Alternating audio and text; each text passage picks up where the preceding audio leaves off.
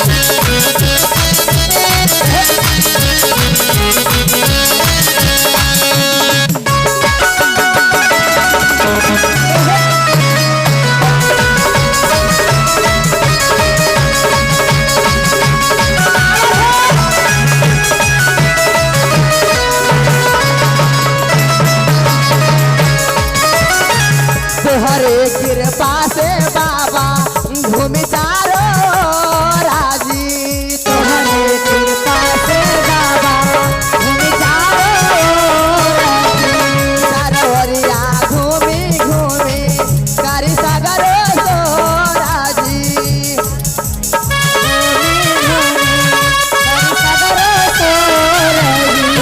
तोहरे कृपा से बाबा घूम चारो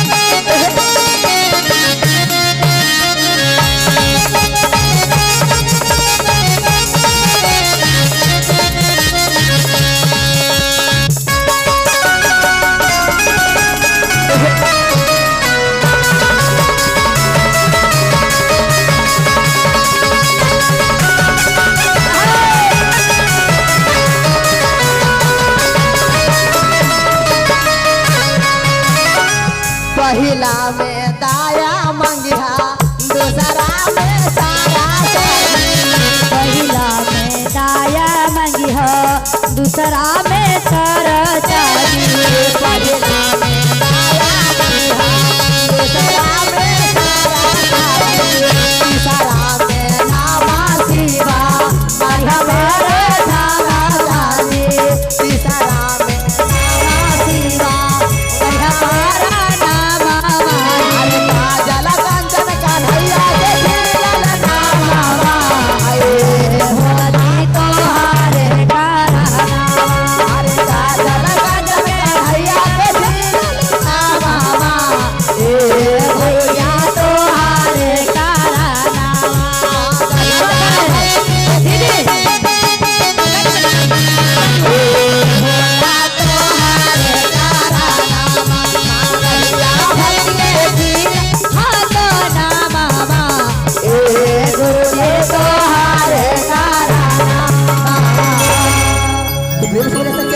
की, हर हर महादेव की।